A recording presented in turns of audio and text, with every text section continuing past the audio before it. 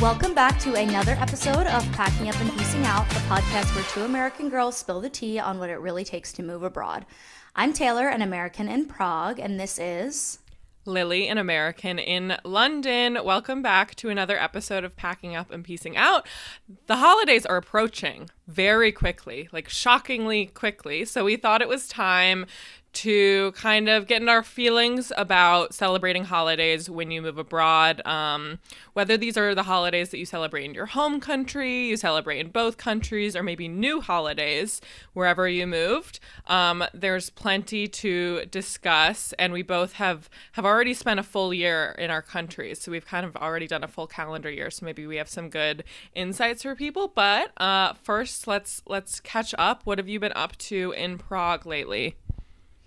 Well, by the time this comes out, I'll already be on my trip, so no worries about saying this to our listeners, but I've been alone for the past couple days because Mark is already in Sri Lanka, and I'll be joining him for the second week. So yeah, it's really different, I think, being fully alone here because I did move here with Mark. So I have been alone in our apartment for a couple days here and there when he's had to travel for work, but this is the first time I'll be alone for an entire week. So it's been good though. I mean, I think it's kind of nice. Like I do feel like I am almost more productive in a weird way, like doing cleaning and things like that, just deep cleaning. I decorated for Christmas today. As you can see, I'm excited for this episode. I'm very festive. But yeah, I think though it is a little isolating working from home and being alone because now during this week I'm just alone all day every day, and I'll only leave the house today for my Czech lessons. But that's just life, and I love working from home and I wouldn't change it. But yeah, what about you? What have you been up to? Oh gosh. Well, this weekend I did a few fun things in London. I went to an Arsenal women's match with some of my girlfriends, which has been so amazing. Such an amazing part of living in London is that, I mean, in the world generally in the last 5 years is women's sports have gotten so much more popular. So this was at the Emirates, which is the massive Arsenal stadium, and like 56,000 people came to this game, which is amazing seeing. And I've been to a Arsenal men's game before. I went with Line Bike, so I've now been to like 2 women's and 1 men's, so I know kind of the difference between the two. And personally, I prefer going to the women's matches because they're a lot more like fun, whereas the men's Premier League fans are really intense. So during the actual playing, no one's talking because they're focused on the match. Whereas watching the women's, it's a much more social environment. Like you can talk to your friends, you're watching the match. It's obviously a lot more affordable, which I think has been one of the reasons it's gotten so popular, is it's a way for the masses to go see a Premier League game.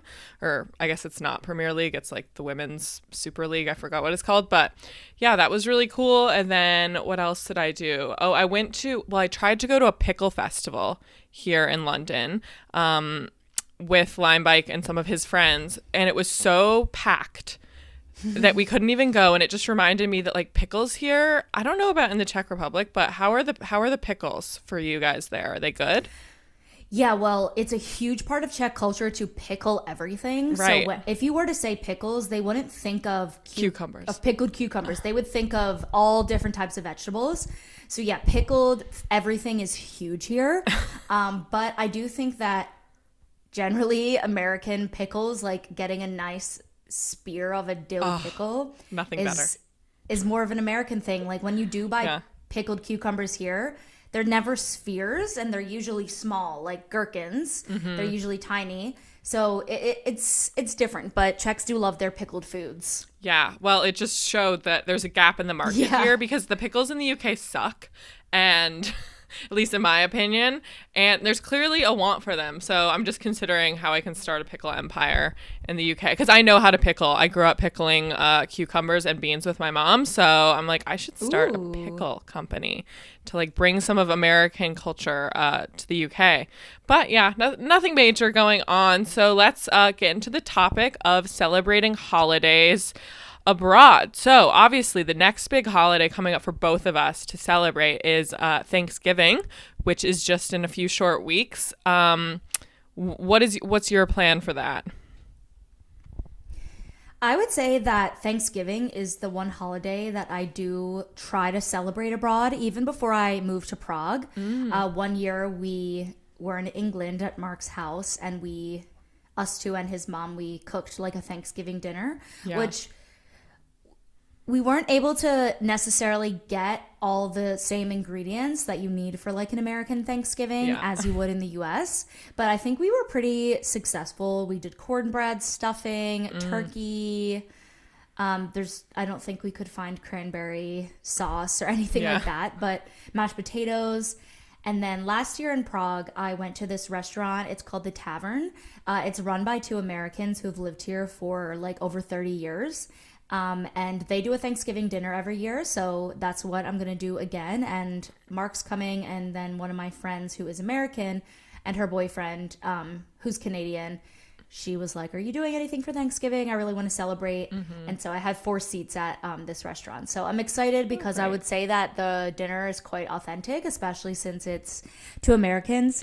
Even though I will say that in Europe, my experience, when you get food that's marketed as American, it still is just not the same because they No. can't get the same ingredients that we have. Yeah. So it's always a little bit different. It's never just like home, but I guess that's probably a thing for all Packers up and Piecers out, that when they get their home food in another country, it's similar, but it's not just like home. What about you? What are your plans for Thanksgiving? Yeah, I definitely am on the same page with you on Thanksgiving. It's my favorite holiday of the whole year, and it's something that I've missed a lot since I moved abroad. I haven't been to in America for Thanksgiving in probably 4+ years at this point. So I really miss it. I definitely try to celebrate every year to varying degrees of success.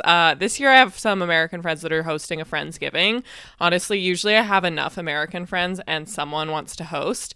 So just going over to theirs, everyone's bringing a dish. It tends to be a bit of, like, as you said, sort of close to the original, but not quite. I would love to actually go back for Thanksgiving maybe in the next few years. Maybe instead of going home for like the Christmas New Year's period, go home for Thanksgiving, because I'm really not like a big Christmas person. So yeah, but just discussing like holidays in general, what are some of the like big differences between celebrating holidays for you in the US, like in terms of the holidays that you celebrate, but also like how you approach it? What have you found? Yeah. I would say that something I've noticed is there's definitely a lot less decor, especially house decor. Like in the US, we never Yeah. decorated a ton. We weren't one of those houses that decorated and went all out, but we usually did have lights up for Christmas, sometimes some fake cobwebs in the bushes for Halloween. But in Prague, you will not see many decorations for Thanksgiving, more for Christmas, especially in places that cater more to tourists, so restaurants and in the center. So there definitely will be a very good like Christmas holiday vibe.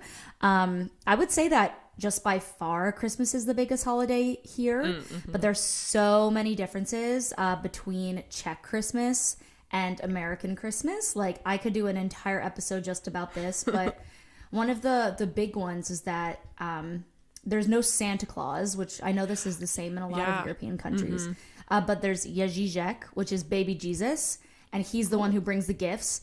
And it's so interesting because Czechs are very non-religious. It's the most secular country in Europe, but a lot of their holidays still have these very religious elements, Yeah. but yet they don't really see it in a religious way. Right. I know that a lot of them will go to mass even though they're not religious. I mean, I do that every year to please my grandparents when I go home for Christmas. The one time I go to church is on Christmas Eve. Just Yeah. it makes my grandparents happy. So I know a lot of Czech people will do that, which is funny because they're so like agnostic and atheist here generally. But that's why a lot of their holidays are really cool, because it's a mix of sort of this spiritual aspect. Like they're very superstitious. So for example, on Christmas, and I forget which are Christmas and which are New Year's, but there's a bunch of traditions where you'll put, like, for example, they'll take an apple and they'll cut it in half, and then based on what the core looks like, will predict what the next year will be. They have like multiple things like that. So they're like a mix of these superstitious elements and then also some religious elements, but not really in a religious way, more just in a traditional way that they've taken from years of being, you know, a formerly Catholic country. But yeah, behind me, no, yes, right there, there's these two little walnut shells and they have wax inside them. They're a candle. And so a Czech Christmas tradition is to put these little walnut shells in water and to light them. And then I'll have to read about what it means, but basically whatever one sinks first, Mark's or mine, it'll indicate different things. Not like we're going to die or something, but it will just like indicate things for the coming year. So I am trying to engage more. And honestly, I love Czech Christmas because growing up in America, not being connected to any sort of ancestral heritage, like my family's mostly Irish, but we don't partake in any Irish things. I feel like we basically would just go to my grandma's house, spend time with family, open gifts, eat. But there's no sort of spiritual or meaningful aspect to Christmas other than just gathering with family, if that makes sense. What do you think? Yeah, I guess it's just when you're not religious. Christmas is just a holiday that you celebrate because that's just what you do. I mean, that's what we did in my house growing up. Like, Christmas never was anything religious. I've never been to church I went to Catholic school for high school. That's the only time I've been forced to go to church. So I grew up in a very like agnostic family, and then half of my family's Jewish. So we also would partake in some Hanukkah traditions. But yeah, Christmas for me is, I like it, but like being in America isn't that important to me because I don't feel that connected to it in the way you say. Like, there's not a ton of like meaningful parts to it besides being with your family. So it is annoying to not get to partake in that if you don't go back to the US for Christmas. I know you're planning, like, you go back to the US most years, but this year I'm not. And so you kind of just have to try to recreate which parts you like. So, for example, if the favorite part of Christmas is spending time with your family, but you can't be there, obviously FaceTime is your best friend. Do you do that on holidays that you miss? I do, yeah. For the last couple years, since I have not been home also in probably like 4 years for the main holidays other than Christmas, my family often will FaceTime me in. The time difference can be a little challenging, but I'll usually stay up late, being 5 hours ahead of Eastern time. Oh, especially for you, like even more so, because my family doesn't celebrate early. Like, I feel like on Thanksgiving, people would start posting pictures of their plates at like 2 p.m. We just eat normal dinner time, like 7. Yeah. No, we eat early. We eat at like 2. Yeah, so many people do, but that's like a Thanksgiving lunch, like not a Thanksgiving dinner. But it's both. Yeah. It's so big. It's lunch and dinner. Yeah, because on that very day, like I barely eat anything leading up to it because you want to be able to eat as much as you really can for hungry. Thanksgiving. But yeah, Christmas is the one holiday that I'll continue to go home for because it's the one holiday that all of my cousins try to come to my grandma's house. Yeah, and that's really the only time. Like, my other cousins, they're now spread across the eastern United States, and so some of them also don't come for Thanksgiving or Easter. Yeah. And so I don't feel bad about missing those, but with Christmas, if I wasn't there, I'm sure people wouldn't care that much. I think it's more just for the sake of my grandparents, like just for them to be able to have all of us together because they are getting older. My pop-up just turned 87, so want to just continue. And I've never woken up in not my house on Christmas morning. Like, the thought of it actually seems weird to me. Yeah. Waking up Christmas morning not in my house that I grew up in. I mean, I did move when I was young, so I've lived in 2 different houses, but yeah, I don't know. And are these your mom's parents? Like, do you have all your grandparents, or just 2 of them? Or I just have 2 of them. I just have my mom's parents. I don't really see my dad's side of the family that often. I am close with my half sister, so my sister from my dad's first marriage. She's 10 years older than me, and we're very close. But some of my cousins on my dad's side I haven't seen in like over 15 years. Yeah, they're a lot older also. They're like in their 40s, and they all have children that are like in middle school. So me and my brother are much younger on that side. But I will see my sister, and then I have two stepsisters also. So we also do something with all of them, not on Christmas Day, but between Christmas and New Year's. So yeah, I think just being home that time of year, especially because I think have a lot of guilt around not seeing my grandparents as often, or also my step nephews, or my nephews, but technically my step nephews. You know, I only see them a couple times a year, and I think they're the first kids I've had in my life where I've missed them growing up, and so I think I feel guilty around that too. Do you have any young kids like in your family? Yeah, so I actually have no cousins. Something weird about my family. Wow. So my dad is one of three, my mom is one of three, but none of their siblings had any children. So we have second cousins that we're actually like weirdly close with, I think because of that. But they live in Boston. Most of them live on the East Coast, or like in other parts of the country. So like I wouldn't see them regularly either way. So I think that's something maybe a bit different about both of our moving abroad experiences. Like you have living grandparents. My grandparents have been dead for years, since before All four of them? Yes.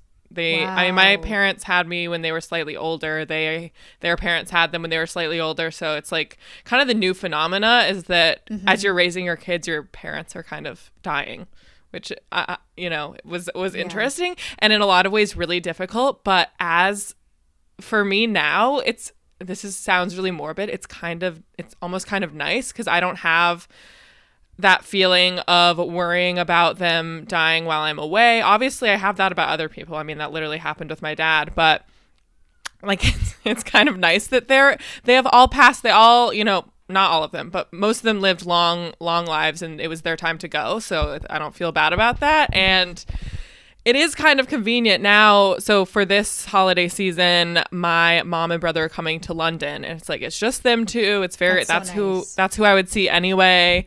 They're coming. We're doing a bit of a Euro trip actually, which is going to be interesting. So it is in some ways nice that I don't feel like I'm missing out on seeing a ton of family all the time.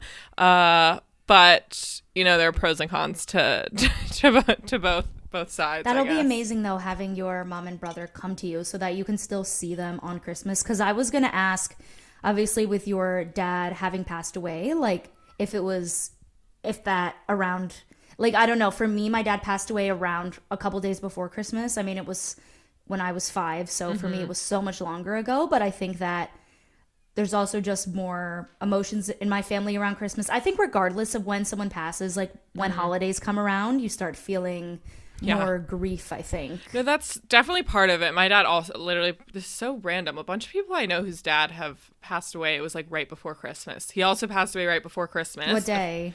The 21st of December. Same. That's crazy. I'm not even, that's really, really crazy. That's freaky. Oh my gosh. And I have another close friend whose dad passed away. Wait, no, my dad that was the day. 20th. Okay. Sorry. Okay, well, we'll around then. I mix them up because the 21st is my ex-boyfriend's birthday. But no, the December 20th. Basically the same thing. 2 horrible days. Yeah, 2 horrible days. So basically, since that happened, for sure, me and my family like hate Christmas. We're such Grinches on Christmas. Which I don't think we were ever that big of Christmas people anyway. So of all the people to have Christmas taken away from us, I think it's fine. I mean, I love a Jewish Christmas personally. Going to, getting Chinese food and watching a movie, like I love that. I don't really need so much nice. more. Yeah.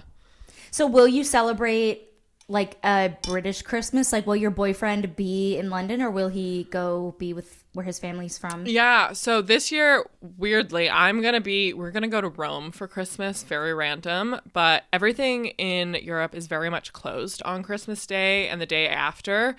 So I was like, where should we go? We should go somewhere where we can find a nice place to stay. So we're going to Rome to stay. And Limebike is just going back home to spend it with his family, but then is going to meet me, my mom, and my brother in Sicily for like a couple of days after, and then New Year's. Fun. So I'm taking, Limebike and my mom are meeting for the first time, and then doing like a week-long vacation together. Oh, that'll be so much fun though. And that sounds like really nice, because I don't know, it almost, yes, it's high pressure, but almost at the same time, because it's like a atypical meeting, it's almost takes the pressure away because you're there for a Yeah. holiday together. You're not just going out for like one dinner and like 2 hours is gonna dictate, oh, what does my mom think of him? Like, you'll be spending the whole week. So I don't know. In a way, I think that that's actually better than just meeting the typical way. Discussing like in terms of, I guess, yeah, talking about family and holidays. How have you felt in terms of managing family expectations of people that are just like, why can't you just come home for this? Or have you had any issues with like how your family has responded to you moving abroad and not being there for holidays? I feel like I personally haven't at this point. I would say at first when I started spending more time in the UK, my mom would be like, "What? You're not coming home for Thanksgiving?" And I'd be like, "Well, I'm Right. literally coming home in 3 weeks for Christmas. So no, I can't come home for Thanksgiving. One, I can't afford that. Yeah. So expensive, especially now post COVID to fly home.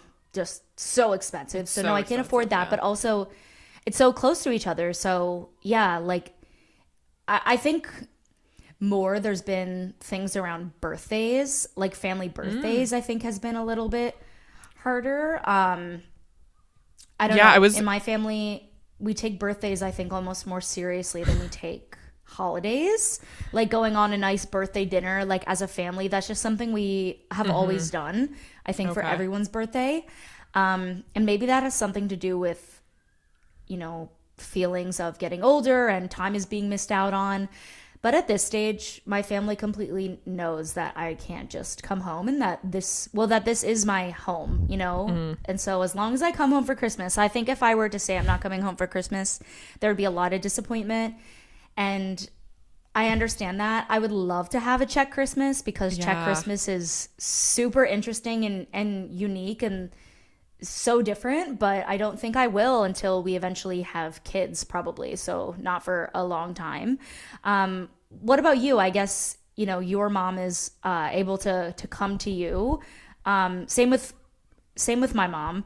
She could just come to me, but Yeah. it would be harder to get like my stepdad Yeah, who the doesn't like to cousins. travel, my brother, the cousins, yeah, Yeah. the grandparents. They haven't been on a flight in I don't know how long. Oh gosh. Yeah. No, that is annoying. I mean, I think my family, one perk of being from the West Coast, maybe it's not a perk, but it's like it's so much further even than flying like for you, flying to New Jersey. I mean, I know it's far from Prague, but like flying from London to Oregon, it's basically 24 hours and it's even more Oh my expensive. gosh. So it makes it like obviously I'm not going to go home for just Thanksgiving like for a week. If I'm going to go home, it's got to be like 2 weeks of time. So there are just certain holidays where that won't happen for.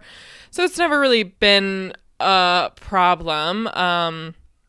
But I understand if people have families that are really annoying about it and are just like, why can't you come home?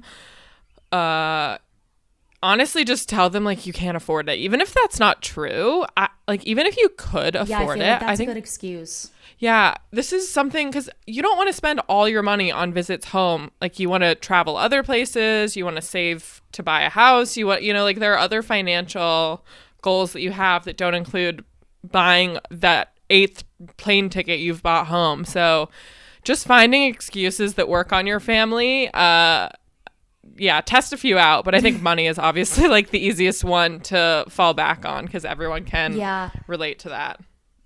Yeah, I think that some people who have bigger or closer knit families might struggle with this a little bit more. My family isn't actually that huge, especially my close family. It's just me, my mom, my stepdad, and my brother. But I know that some of my friends, their family parties like go crazy and their families are so Yeah. into the holidays. Like, even though I'm quite in the Christmas spirit, my family's the same as yours, where we were never like super Christmassy or anything. Like yeah, like it's just not a normal day. Obviously, we celebrate Christmas, but it's not as big as some of my other friends' families do it by far. So I also know that when people do celebrate, I think the holidays in a more religious way, maybe that, Yeah. this might be harder for them because they want to be with their family on that day because it means something more to them in a religious or spiritual way. I think the last thing about Christmas is that is also usually when the time that we visit my dad's grave on Christmas Eve. So if that's the one day a year that we go. So I think it's not that I'm religious. Y'all know that I'm not, but I think that that's also like a just connection that I have to always going home for Christmas. But yeah, I was able to use some flight points. So my flight home was $666. Evil. Okay. That's a little sketchy. Yeah, it was $666. Which like isn't too bad because last year I paid like $1,400, but it's still a dent in the bank account, that's for sure. But what are some holidays that you've celebrated in the UK that we don't have here? I think Guy Fawkes Day just passed. Yes, The which 5th of I November, definitely, yeah. I definitely didn't celebrate it, but I heard it because there's a ton of fireworks associated with it because it's kind of a fire festival. I don't really know what it is, and I don't think a lot of people celebrate it beyond just watching the fireworks. But yeah, the fireworks were popping off for the days before, the days after. And something about me is I hate fireworks. Not a fan. So I can confirm that I'm not a fan of Guy Fawkes Day, and it's not something I will necessarily incorporate into my holiday celebration. It's such a crazy holiday. Like, it's such a, just because he tried to blow up Westminster, right? Yeah, like, I think. with like gunpowder, so that's why they do fireworks. I just remember there's something like remember the 5th of November. Have you heard this? You need to ask Yes. Limebite because Mark would always say this to me. Okay, I'll ask him. I'll just say remember. Remember We'll the finish it. 5th of November. Then there's some additional poem to it. They love rhymes. Are there here. any other British Love it. ones? Oh yeah, they do, like They do London love a Bridge rhyme. and stuff like that. Yeah. Any other British ones? Not. I feel like a lot of our holidays are the same because we have such a shared past. I will say Easter here is definitely, at least to me, it feels a bit bigger than Easter in the US. I feel like Easter in the US depends on how religious you are, whereas here a lot of people celebrate it even if they're very agnostic. Whereas in the US, I think Easter, sure, I sort of did it growing up, but barely because we weren't religious. Whereas here, people that are completely agnostic and almost never go to church still will do something for Easter, which I think is a little bit different. I don't know. I mean, I guess you didn't grow up super religious and maybe you did Easter, but at least on the West We Coast, still I did don't it, think but Easter it is as was big. always, honestly, it was more my mom would hide eggs around the house. Like we would still Exactly, go to yeah. see family, but it wasn't like as big as Christmas. Christmas was always the biggest holiday. And I would say Thanksgiving, when we were growing up, when we all still lived in the area, we would all go to my grandma's for Thanksgiving and Christmas.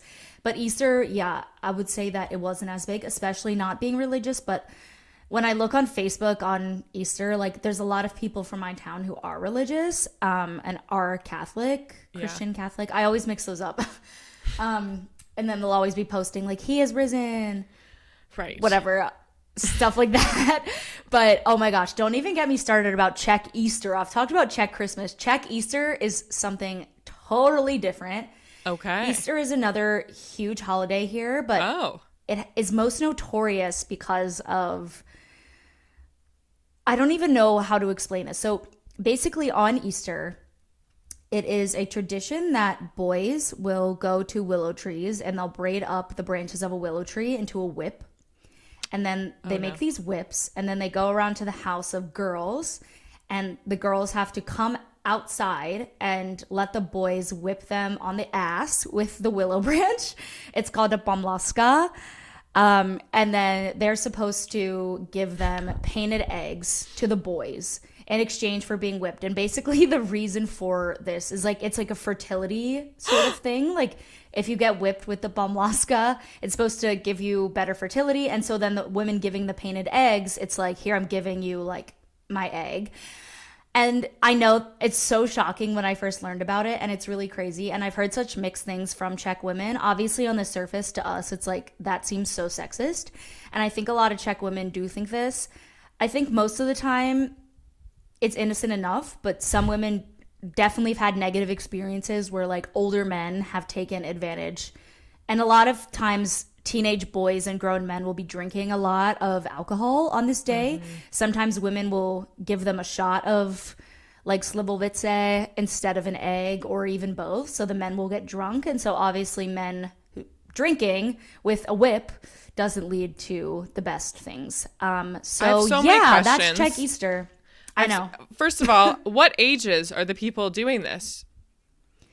It's usually like younger, I would say like elementary to high school age. Boys and girls is what it's more geared towards. But I know that other ages will do it for fun. So like I know Mark said growing up, if he was here on Easter, they would like do it to like their old like neighbor or something and like hit, really softly, like not actually whipping hard. Yeah. But so it's not always like young women who are at the peak of like their fertility, but that is what it's meant to be. And honestly, Czech people, like I said, are quite superstitious. So they also believe when it comes to fertility, they believe in certain things like that you shouldn't sit on a cold surface. Not all Czech people, obviously, but it's way more common for them to believe like you shouldn't sit on a cold surface, you shouldn't sit on a wet surface, and then that could actually like not only get you sick, but actually affect your fertility. And like, yeah, they are way more likely to think these superstitions. Wow. But I really think feel for women who are going through infertility there. Because I wonder if all these like people are like, well, you just should do this and you should do this and you should do this. And like, obviously we know that that's not what leads to infertility. So, oh God, I that's know. I interesting. wouldn't be surprised because I think just Central Europe in general, there is just a lot more belief in like herbal and food as medicine as opposed to actual medicine. I think that people living in Prague, IVF is big here. There's IVF clinics everywhere. Like people definitely do IVF, but I wouldn't be surprised if fertility is thought to be more related to those food factors or mental factors as opposed to like a biological issue that can be caused by so many things. Honestly, fertility now is mostly caused by the male partner. Their research is showing. So, but yeah, Czech holidays are really crazy. A one that I guess we technically do have this. It's called All Souls Day, and so maybe some Catholic people celebrate it. But it's the same basis as like the Day of the Dead in Mexico.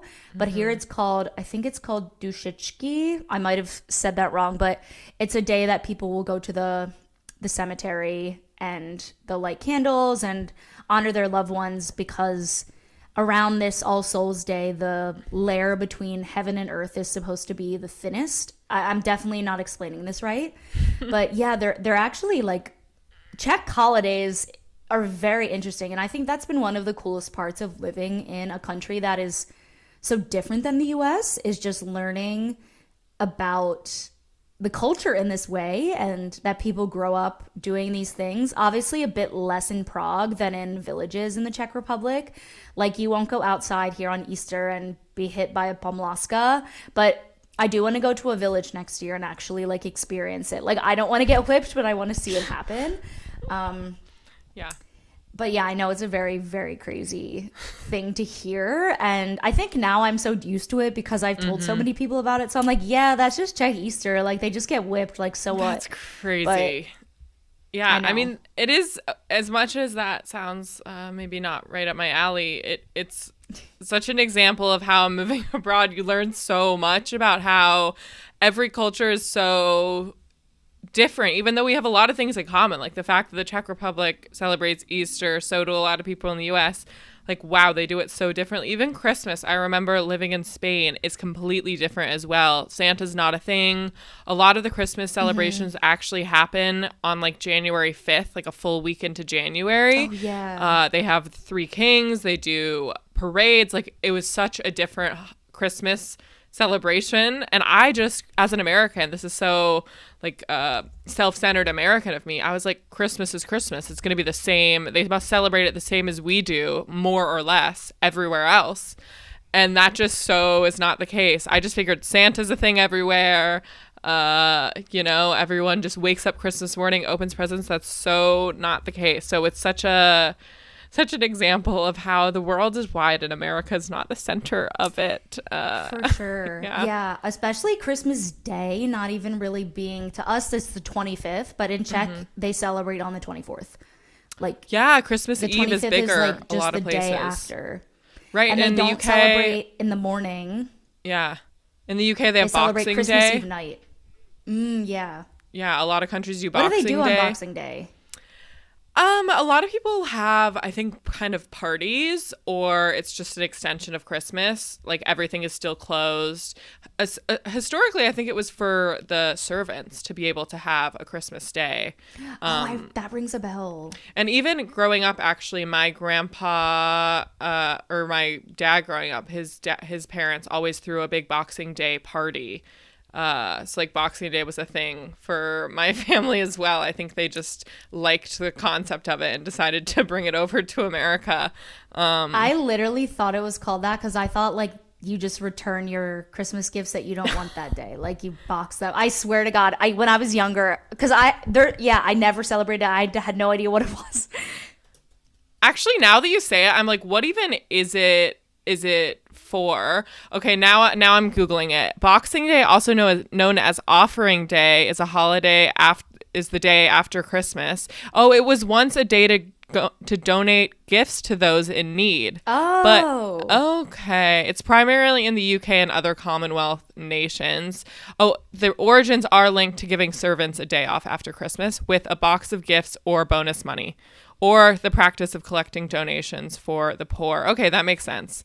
So it's like for the working class to actually have a Christmas. But yeah, now it's nice. just, I think it's just an extension to give everyone an extra day off. The Christmas holiday, yeah. Yeah. Come to think of it, also, because it's November 11th, the day we're filming, and today is actually St. Martin's Day. So it is a holiday today in the Czech Republic. There's so many. Okay. But that reminds me that there's something here called name days. I'm sure that they must do this in other countries as well, but it's called their svatek.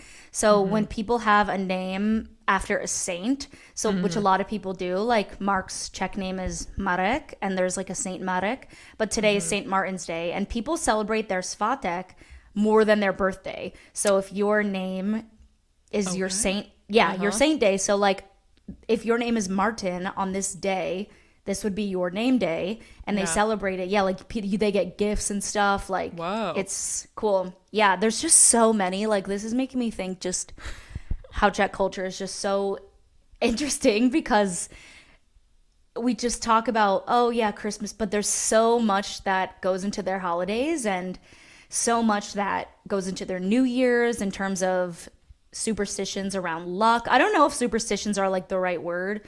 It's more like sort of these old pagan spiritual like beliefs. Like, I don't really know, but I just love how Czech people are that way, especially that they're more that way than being like religious, because coming from a country where like religion, like church and state are not as nearly as separate as they should be, coming to a country where they're very separated and most people are not religious, but they still like believe in something, not like in a God way, but you know, they believe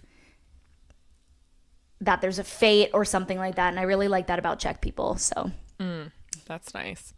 Okay, I think we should maybe go into our segment. Obviously we could talk about holidays forever, but overall I think we just recommend, you know, take what you want, leave what you don't. I think that's like a nice part of moving abroad, that you can take what you like about the holidays and leave what you don't. So we hope everyone has a good holiday season. But this segment, we're going to be doing our Dumb American Moments, where we discuss a moment since we moved abroad where we felt like a real dumb American. Taylor, what is your most recent dumb American moment?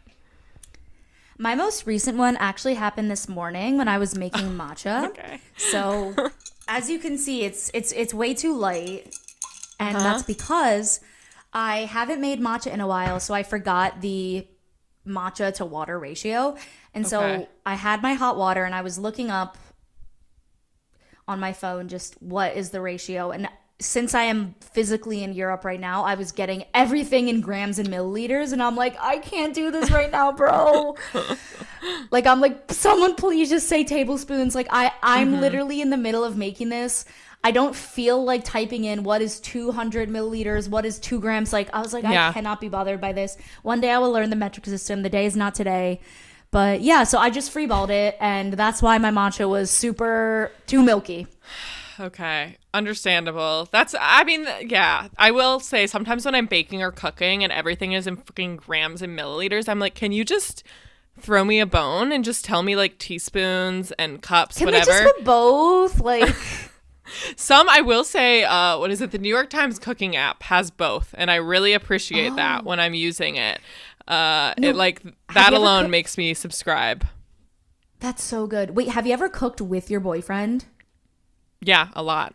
He loves to cooking cook. with a European person, I know he likes like always is cooking the Sunday roast, but cooking with a European person is the worst because whether you're following an American or a European recipe, one of you is going to be confused. And then so many times I say to my boyfriend, like, oh yeah, just get a cup of rice. And he's like, what's a cup? And I'm like, ah!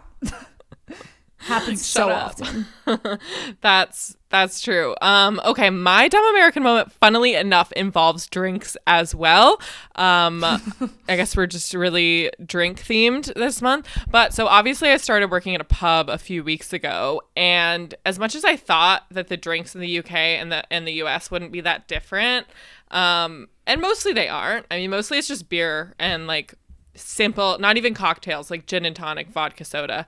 But I have learned of a lot new drinks. And one time I was serving a customer and he goes, can I get an Amstel top?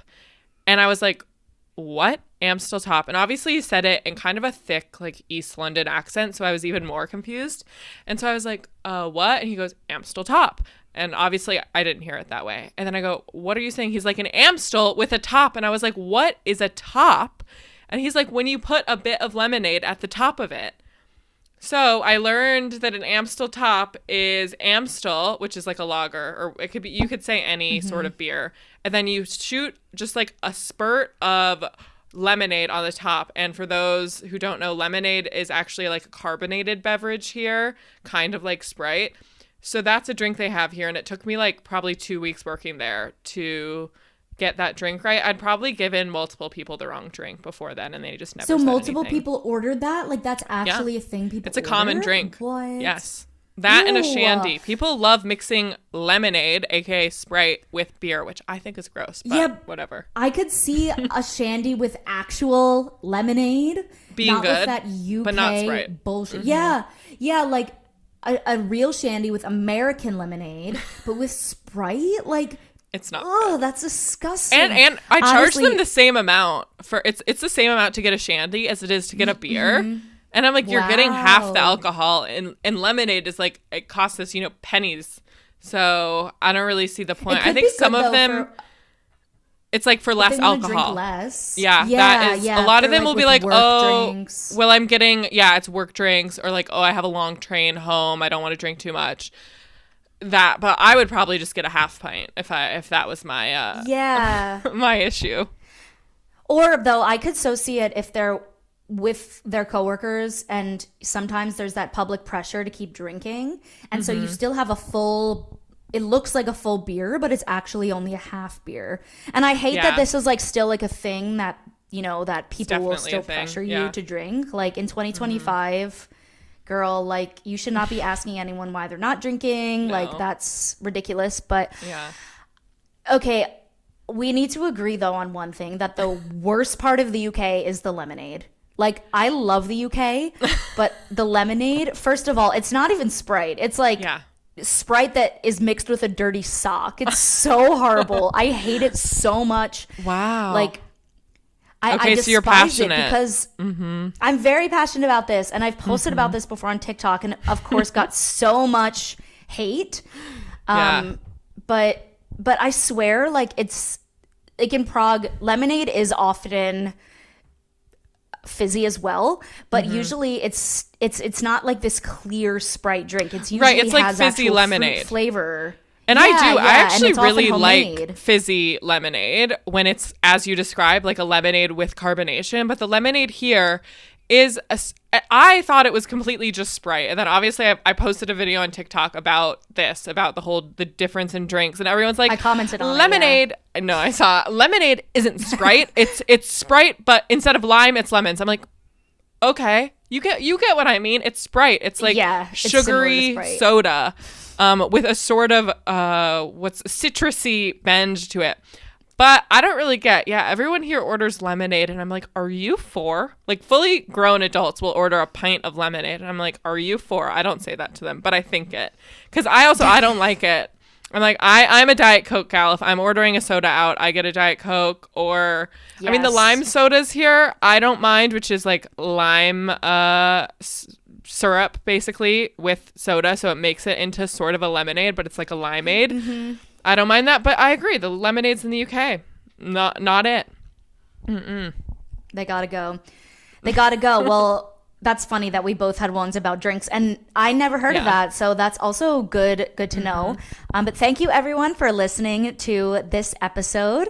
As Lily said earlier, we hope you do have a happy holiday season, and of course we know how difficult it can be, and how mixed emotions really that you can feel around this time, being away from home and being in a new place. So of course, send us a message if there's anything you want to share, and if you related to anything we said, please give us a rating and review wherever you are listening to this podcast. Thank you. Bye. See you guys next week.